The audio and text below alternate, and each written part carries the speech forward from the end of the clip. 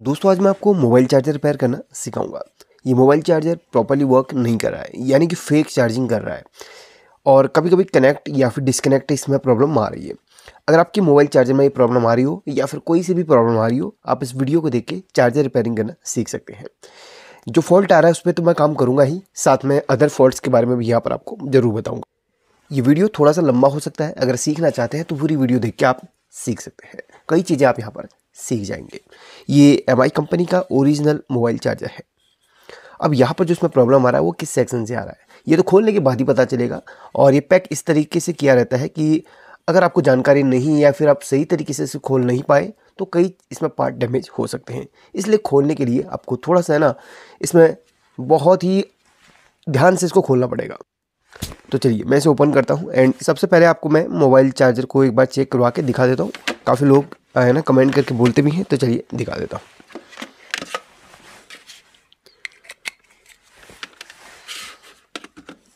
यहाँ पर मैंने इसको कनेक्ट कर लिया है। अब आप मोबाइल की डिस्प्ले पे आप देख सकते हैं, ऊपर देखिए कोई भी यहाँ पर चार्जिंग का कोई भी इसमें इंडिकेटर नहीं है या फिर कोई भी इसमें चार्जिंग लिखा हुआ नहीं आ रहा। अब यहाँ पर हम आपको दिखाएंगे कि प्रॉब्लम इसमें क्या है। देखिए इसको हिलाने पर देखिए,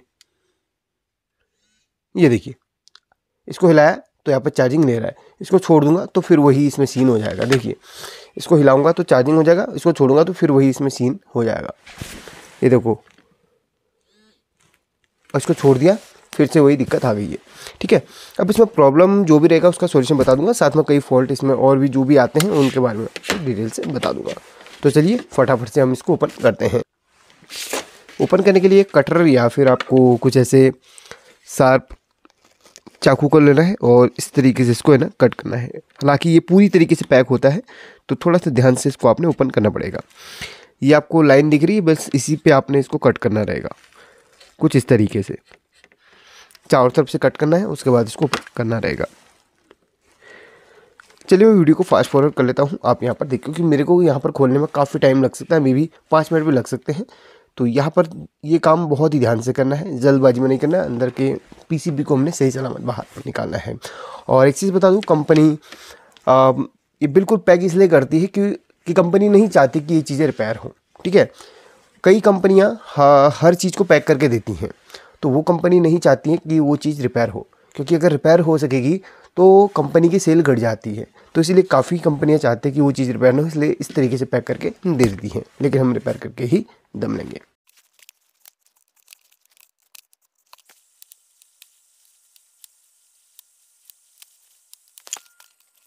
तो फाइनली इसे मैंने ओपन कर लिया है। अब यहाँ पर हमने इसको चेक करना रहेगा। इसको बाहर निकालने के लिए एक पैर की मदद से आप इसको खींच सकते हैं, तो ये आसानी से बाहर निकल जाता है। ये रहा ओरिजिनल चार्जर का PCB। अब यहाँ पर इसमें जो भी फॉल्ट आता है उसके बारे में आपको डिटेल से बताऊंगा। अब सबसे पहले जो फॉल्ट आया है उसको सॉल्यूशन यानी कि उसका सॉल्यूशन मैं कर लेता हूँ। तो यहाँ पर है ना, इसको हिलाने से जैसे कि हमारा चार्ज हो रहा है, तो इसका मतलब है कहीं ना कहीं हमारा इसके ना पॉइंट्स वगैरह पहले हमने चेक करने रहेंगे। जैसे कि यहाँ पर अगर आपको मैं दिखाऊँ तो अगर आप ध्यान से देखें तो ये वाली पिन इस जगह से है ना हल्का सा हट चुकी है। देखिए अगर आप देखें तो यहाँ पर आपको दिख रहा होगा हल्का से पिन यहाँ से हट चुकी है। ये देखिए, यही फेक चार्जिंग का कारण बनता है और यही आपका कनेक्टिंग डिसकनेक्टिंग की प्रॉब्लम हो रही है इसकी वजह से। चलिए अब मैं आपको एक बार लगा के दिखा देता हूँ। सबसे पहले इसको मैं इसी तरीके से अटैच करूँगा और मोबाइल के साथ कनेक्ट करूँगा।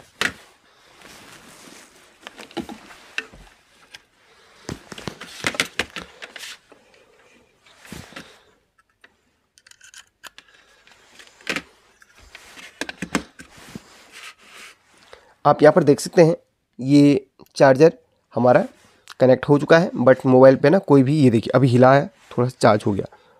देखिए इसको इस तरीके से हिला रहा हूँ, देखिए ये देखिए छोड़ दिया, दिक्कत आ रही है। ये देखिए फिर छोड़ दिया, हट गया, ऐसे हिलाया फिर चालू हो गया, यही दिक्कत आ रही है। तो ये जो प्रॉब्लम होती है ये कई कारणों से आ सकती है।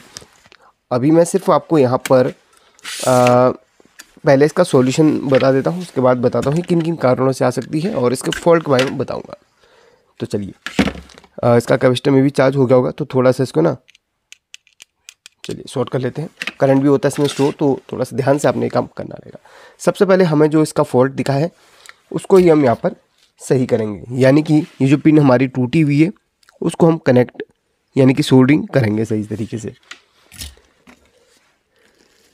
और यहाँ पर इस चार्जर में आने वाले या फिर मोबाइल चार्जर में आने वाले सभी फॉल्ट्स के बारे में आपको बताऊँगा। और यहाँ पर भी देखिए इसकी ये लेग भी ना ढीली हो चुकी है, देखिए ये भी अपनी जगह छोड़ चुकी है। तो इन बेस को भी आप सोल्डरिंग करना ना भूलें।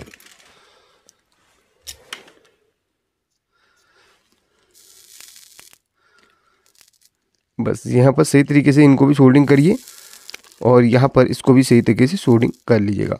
हो गया काम आपका। अब यहाँ पर चलिए, सबसे पहले ये सोल्डरिंग हो चुकी है। अब मैं आपको बताता हूँ कि यहाँ पर किन किन वजह से आपके चार्जर में ये प्रॉब्लम आ सकती है।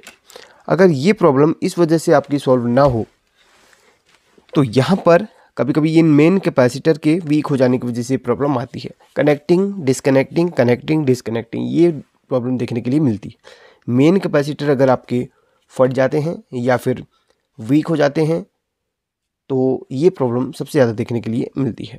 वैसे तो यहाँ पर हिला के हो रहा था ये प्रॉब्लम, तो हमने सबसे पहले सोच लिया था कि हाँ इसके पॉइंट टूटे होंगे, लेकिन ये प्रॉब्लम कभी कभी अगर हिलाने से सॉल्व ना हो तो समझ लीजिए आपके मेन कैपेसिटर वीक हो चुके हैं। अब यहाँ पर कभी कभी ये जो प्रॉब्लम है हमारी, यहाँ पर एक डायोड है सेकेंडरी में, यानी कि ये ट्रांसफॉर्मर है इसके, और जहाँ पर हमारा USB लगा हुआ है उसी के पास में उसके पीछे एक डायोड लगी हुई रहती है, जो कि हमारी DC डायोड या फिर फास्ट रिकवरी डायोड होती है। उसके वीक हो जाने की वजह से या फिर उसके ख़राब हो जाने की वजह से ये प्रॉब्लम देखने के लिए मिलती है। तो इस जगह पे डायोड आप लगा सकते हैं। और एक चीज़ बता दूं, ये डायोड आपकी नॉर्मल 1N डायोड नहीं होती है, ये आपकी DC डायोड होती हैं। अगर ये डायोड आपको नहीं मिले SMD वाली, तो आप नॉर्मली इन डायोड्स को लगा सकते हैं। SR डायोड को लगा सकते हैं। ये बड़ी डायोड भले दिख रही होगी, इससे एक छोटी डायोड भी होती है, वो आप लगा लीजिएगा। SR डायोड, ठीक है, 1N डायोड नहीं लगानी, SR डायोड यहाँ पर लगानी है। तो SR डायोड यहाँ पर लगा सकते हैं, जिसे आप रिकवरी डायोड कह सकते हैं। तो SR डायोड यहाँ पर लगा सकते हैं। कभी कभी इस कैपेसिटर के भी ख़राब होने की वजह से ये प्रॉब्लम देखने के लिए मिलती है, सेकेंडरी वाले कैपेसिटर के। अब मैं आपको कुछ फॉल्ट्स के बारे में बताता हूँ। यहाँ पर सबसे पहला फॉल्ट है आपका, मैं शुरुआत से फॉल्ट को बता रहा हूँ, ठीक है, क्या क्या फॉल्ट हमारे चार्जर पे आते हैं, उसी के आधार पर आप यहाँ पर काम करेंगे। सबसे पहला फॉल्ट है हमारा चार्जर तेज़ लाइट में बंद हो जाना है, कि तेज़ लाइट आने पर चार्जर में ब्लास्ट हुआ और चार्जर हमारा बंद हो गया। तो ऐसी कंडीशन में सबसे पहले आपने इसको चेक करना है। ये आपका फ्यूज है, यानी कि इसके अंदर इस ब्लैक स्लीव के अंदर एक रेजिस्टेंस लगी हुई है, जिसको फ्यूजेबल रेजिस्टेंस कहते हैं या फ्यूज रेजिस्टेंस आप कह सकते हैं, जो कुछ इस तरीके से दिखती है। अब इसमें रेड कलर की भी हो सकती है, ग्रीन कलर की भी हो सकती है और किसी और कलर की भी हो सकती है, लेकिन वो थोड़ा सा खुरदुरी होती है। ये रेजिस्टेंस या रजिस्टर आपकी फ्यूजेबल होती है, इसकी वैल्यू बहुत कम होती है। लगभग 10 ओम्स से लेके 50-60 ओम्स तक की फ्यूज में लगाई जाती है। अब ये सर्किट में जो फ्यूज वाली रेजिस्टेंस लगी हुई है उसकी वैल्यू भी आपको बताता हूँ। देखिए,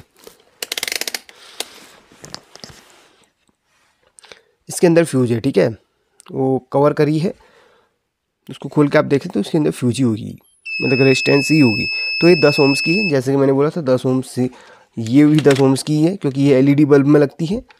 देखिए, ठीक है, तो ये जो फ्यूज है, तेज़ लाइट आने पर अचानक से आपका या फिर किसी भी वक्त आपका चार्जर ब्लास्ट हुआ, तो सबसे पहले आपने इसको चेक करना है। ये 10 ओम्स करीब की रजिस्टर होगी, ये जल चुकी होगी। तो इसकी जगह पे आप जब भी नया रजिस्टर लगाते हैं तो फिर से वो ख़राब हो जाएगी। उसका क्या कारण है? उसका कारण हो सकता है आपका ये कैपेसिटर आपका ख़राब हो गया हो, आपका ये डायोड ख़राब हो गई हो। ये ब्रिज डायोड है, इसे ब्रिज रेक्टिफायर भी कहते हैं। ये ख़राब हो गई हो सकता है आपकी IC में फॉल्ट हो या फिर कोई आगे कैपेसिटर ख़राब हो। ये कारण होते हैं आपके बार बार फ्यूज जलने के। तो जब भी आपका चार्जर अचानक से ब्लास्ट होता है या फिर ख़राब होता है तो सबसे पहले आपने इसको चेक करना है।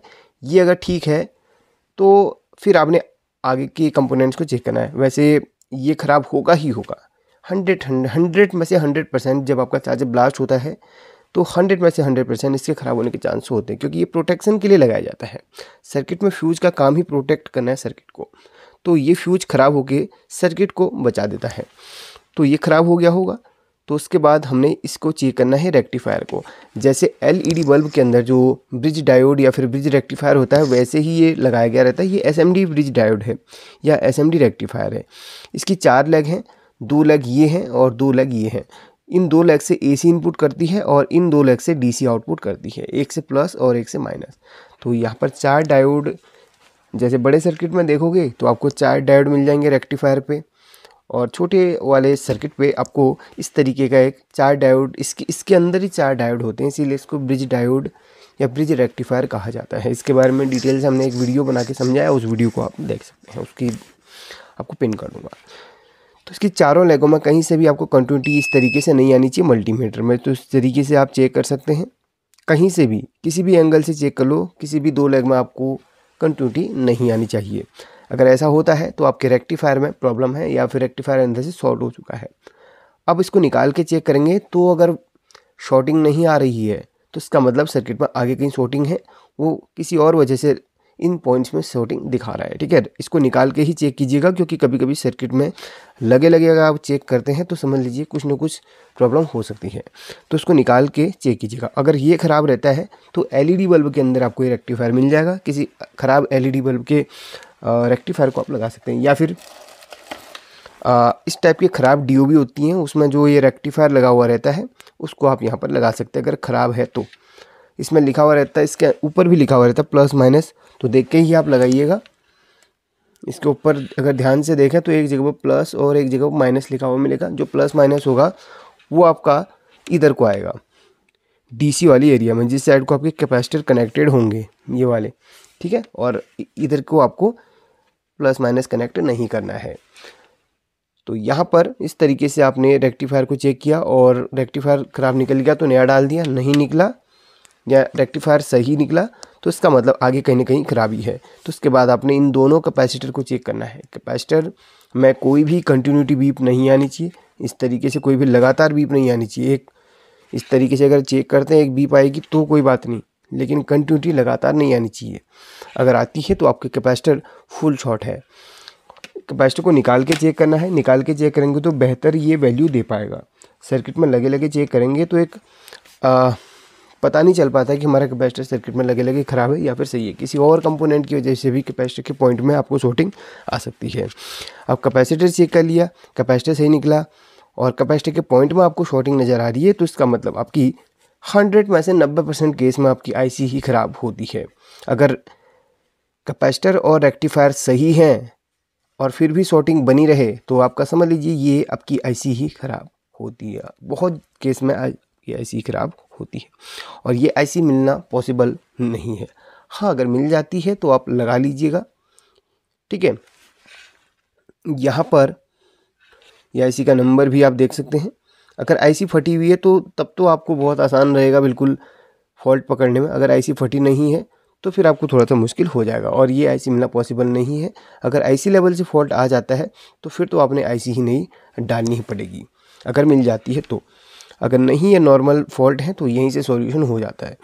अब यहाँ पर ये तो रहा फुल शॉर्टिंग वाली बात कि आपके चार्जर पे फुल शॉर्टिंग है तो आपने क्या क्या करना है।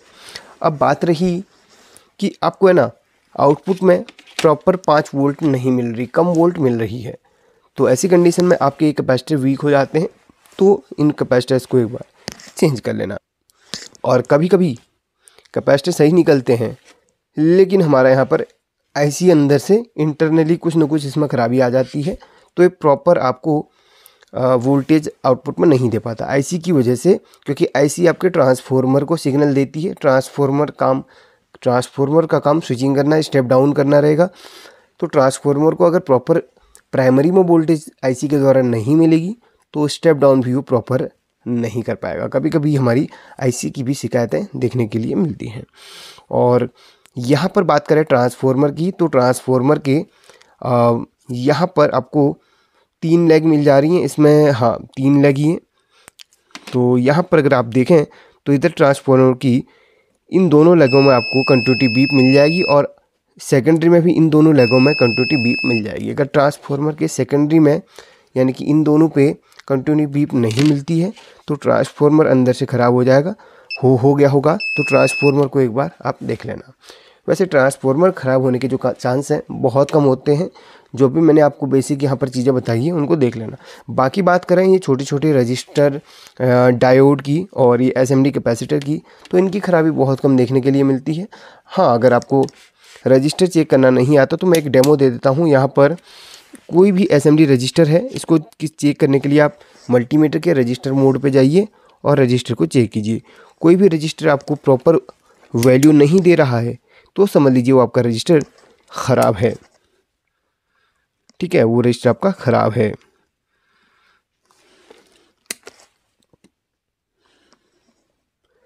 ये है 1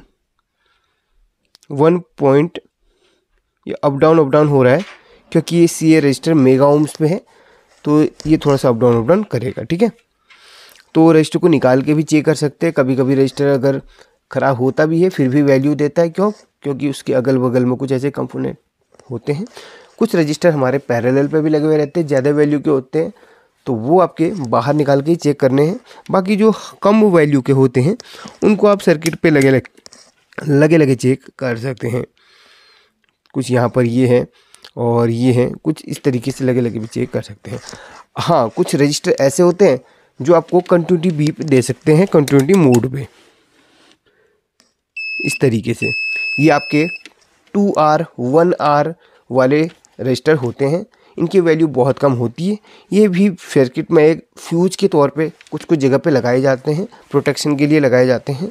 तो कभी कभी ये भी, वैसे रजिस्टर अगर कभी जलता है तो इसके ऊपर एक काला डॉट आपको देखने के लिए मिल जाएगा। 100% रजिस्टर जलने पर काला डॉट मिलता है और रजिस्टर अगर ख़राब होता है तो उसकी पहचान वैसे ही हो जाती है।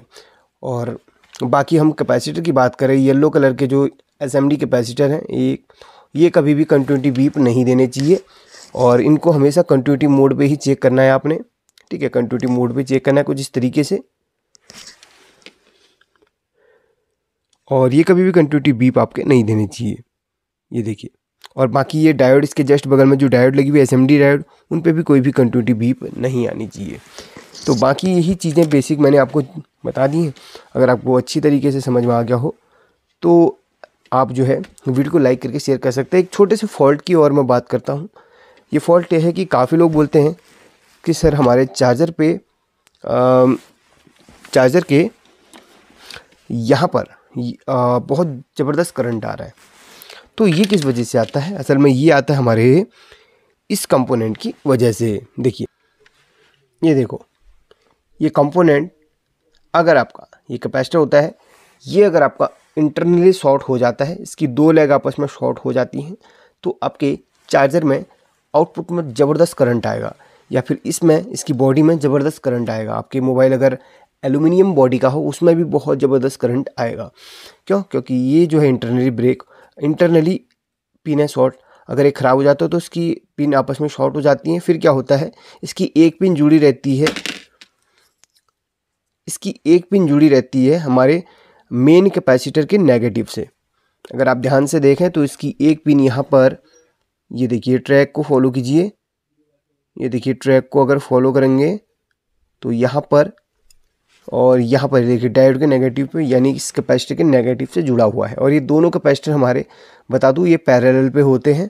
ठीक है, ये दोनों कैपेसिटर हमारे पैरेलल पे हैं। ओरिजिनल चार्जर में हमारे जो कैपेसिटर होते हैं 2 दे दिए जाते हैं। अच्छी बात है, अगर एक ख़राबी हो जाए तो एक पूरे सर्किट के लोड को सहन करने में सक्षम है, और आउटपुट में भी 2 कैपेसिटर दिए गए हैं। तो यही ओरिजिनल चार्जर की पहचान है। हाँ, तो मैं बता रहा था, इसकी एक लेग मेन कैपेसिटर के नेगेटिव से जुड़ी हुई रहती है क्योंकि उसमें हाई वोल्टेज रहता है, और इसकी दूसरी लेग हमारी आउटपुट में इन कैपेसिटर्स के नेगेटिव से जुड़ी हुई रहती है। यहाँ पर देख लो, एक कैपेसिटर लगा, इसके नेगेटिव से लेग जुड़ी हुई है। तो क्या होता है कि यहाँ का जो हाई वोल्टेज का नेगेटिव है, इसके हाई वोल्टेज के नेगेटिव से जुड़ जाता है, जिसकी वजह से हमारे प्रॉब्लम आ जाती है। अब आप लोग सोच रहे होंगे कि किस वजह से। देखिए, यहाँ पर ये फ़िल्टर करने के लिए दिया जाता है। असल में इसका एक मकसद है कि फ़िल्टर करना, इसीलिए यहाँ पर ये फ़िल्टर करने के लिए लगाया जाता है। अगर आपके चार्जर में कोई भी प्रॉब्लम इस तरीके के करंट लगने की आ रही है तो उसको हटा लो। अगर कोई इसी नंबर का है तो डाल दो, नहीं है तो कोई बात नहीं, आपका काम बन जाएगा। बट है तो लगा लेना, क्योंकि ये फ़िल्ट्रेशन के लिए ही लगाया गया रहता है। ठीक है, अब मैं आपको इस चार्जर को चेक करके दिखा देता हूँ। हालांकि मैंने इसको सोल्डरिंग कर लिया है और प्रॉपरली ये काम करने लगा होगा। देखिए कुछ इस तरीके से इसको लगा लिया है और इसको यहाँ पर इस तरीके से कनेक्ट कर लिया है। और ये रहा हमारा मोबाइल और ये रहा चार्जर, आसानी से कनेक्ट हो चुका है। अब मैं हिलाऊं भी तो भी कोई प्रॉब्लम नहीं आने वाली। ये देखिए कोई भी प्रॉब्लम नहीं आने वाली। तो बाकी कई फॉल्ट्स मैंने आपको यहाँ पर बता दिए हैं। अगर ये वीडियो आपको पसंद आया हो तो भाई वीडियो को लाइक करके शेयर कर लेना और एक प्यारा सा कमेंट कर लेना अगर आप लोग चाहे तो। चलिए टेक केयर, मैं ख्याल रखिए, स्वस्थ रहिए, मस्त।